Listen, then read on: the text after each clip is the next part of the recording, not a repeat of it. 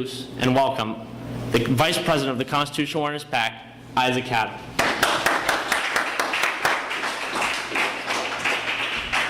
Thank you, Caleb. It's like being here, and I'm thankful for the chance to be here, and thankful for all of you showing up.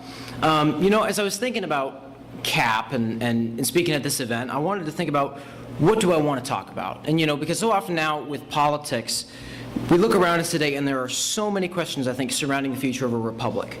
The political hysteria, the political rhetoric just seems every day to be going higher and higher and higher. And it leads people to ask important questions, and they go, what's the future of our country? What are the future of our freedoms? And, always a worry about what's coming down the line. And so often, though, I think the worry is sometimes overplayed because people overlook the fact that, unlike many other nations, America has a constitution that, if properly used by its citizens, can protect us and our freedoms from the dangers that we face each and every day. But the key word that I used in there is if used properly. It requires a proper use to use the Constitution and to preserve and protect liberty. So what I want to look at are two of the greatest dangers that I think our Constitution faces in today's modern political climate. And one of those is just the basic ignorance surrounding our Constitution. People love complaining about government so much. I think, so many political pundits and commentators complaining about government is so common, and yet so few people care to do anything about it, really. They're totally cool with saying, well, I don't like this that the government does. I don't like this tax. I don't like this law that comes into existence. But they don't take the time to say, okay, why is this law wrong? Why is this freedom protected? How can I defend this freedom? And so often there's just sort of this cynical look and this lack to do anything. It's sort of a Will Rogers almost look at government. He said that the only difference between death and taxes is that death doesn't get worse every time Congress meets. He said that the taxpayers are sending congressmen on expensive trips abroad. It might be worth it, except they keep coming back. We laugh about it and we joke about it, but in all seriousness, people sort of have that view and at the same time don't know how to protect the Constitution. A survey came out last month, I believe, about the First Amendment, and a full 40% of those surveyed could not name one freedom guaranteed in the First Amendment. 40% could not name one. What's sad is that it seems like if you were to ask those 40% of Americans, if you were to ask them, what do you think of the Constitution? Probably their response would be, well, I think that if you eat the right food and you exercise plenty, you should have a very good Constitution. And we joke about that, but it's almost true, because I have had the opportunity to sit in on editorial board meetings. And just this past spring, we were interviewing someone who was running for nomination in Congressional District 1 in New Hampshire. And I had a chance to ask him a question, and I said, so if you're elected to Congress, what do you think of the Constitution? Do you think it should be looked at in the strict as-written sense, with backing from what the Founding Fathers said? Or do you ascribe to the living, breathing document, quote unquote, that changes with time? And I got this look, and the best way I can describe it is the look of, I have no idea what you're talking about look. And for about 3 seconds, then they go, well, the Constitution's very important. And then they proceeded to talk for about 2 minutes about something that had absolutely nothing to do with my actual question. And I was sitting there and I'm like, this is somebody running for the United States House of Representatives, and they don't know how to answer a question like that. What does that mean for the people themselves? Because our Founding Fathers clearly anticipated the American people to be civically attuned, to know their Constitution, to know their liberty, and it's not just the federal, to know their state government, to know how their state government worked, to know how their state constitution worked.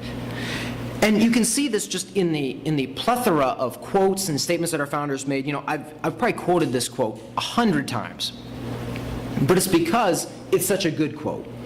And it was James Madison when he said that a well-instructed people alone can be permanently a free people. Thomas Jefferson echoed this same line of thought when he said, educate and inform the whole mass of the people. Enable them to see that it is their interest to preserve peace and order, and they will preserve them. And it requires no very high degree of education to convince them of this. They are the only sure reliance for the preservation of our liberty. The only sure reliance for the preservation of our liberty. But how can we preserve our liberty if we don't know what it is?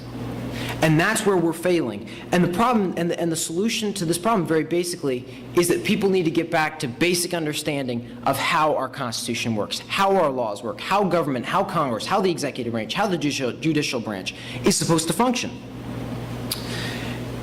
And I think, though, that's the first problem.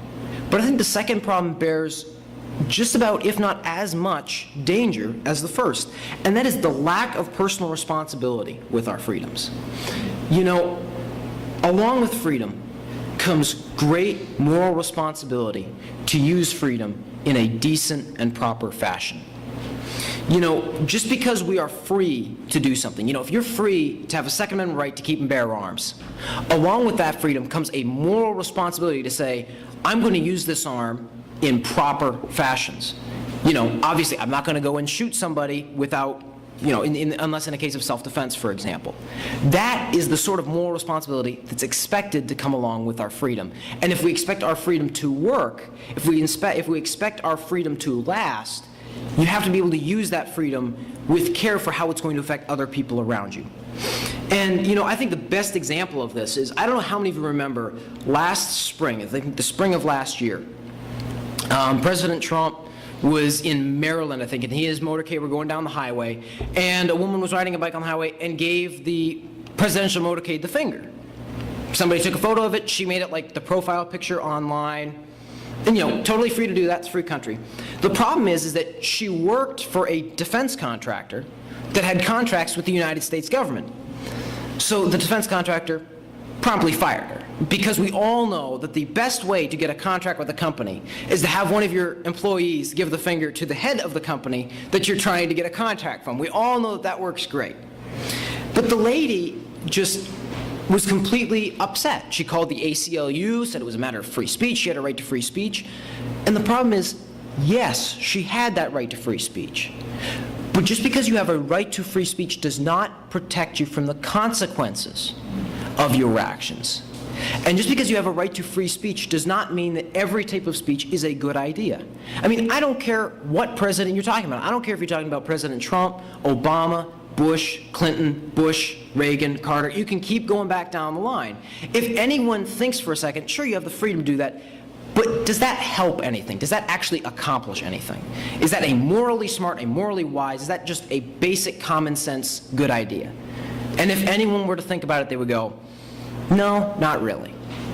So the understanding of moral responsibility is that A, I'm free to do this, but that doesn't necessarily mean that it's good, and B, I'm free to do this, but that does not protect me from the consequences of my actions. And, you know, and just like it was expected by our founders to have a civic awareness of our Constitution and of our liberties, there was an anticipation for personal responsibility by our founding fathers. John Adams said that our Constitution was made only for a moral and religious people. It is wholly inadequate to the government of any other. George Washington, in his farewell address, said that of all the dispositions and habits which lead to political prosperity, religion and morality are indispensable supports. You see these, and you see the framers understanding that with freedom, if freedom is to last, people need to know about their freedom, and they need to use their freedom in a wise and proper fashion. And so much of what we've seen, I think, in the American culture in general over the past 20 years, but I think the seeds of it have been sown for a lot longer than that, is the growth of moral relativism, which is what's right for you is right for you, and what's right for me is right for me. America needs to remove itself from that and needs to get back to the basic moral guidelines. Otherwise, if you have just a personal moral relativism, suddenly one person's moral relativism may just lead to him shooting up a school. There has to be a basic moral guideline where we say, this is morally acceptable, this is a right use of freedom, and this is a wrong use of freedom. And this is something that our founders anticipated, and it's something that we have to do. These are, I think, the two biggest dangers to our freedom today. But, you know, just knowing about these dangers isn't enough.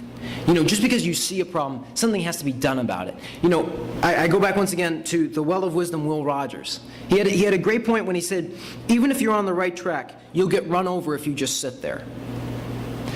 We can see the problems. We can say, you know what, I know we need to know more about our Constitution. I know that I need to use my freedoms in a much more decent and proper fashion.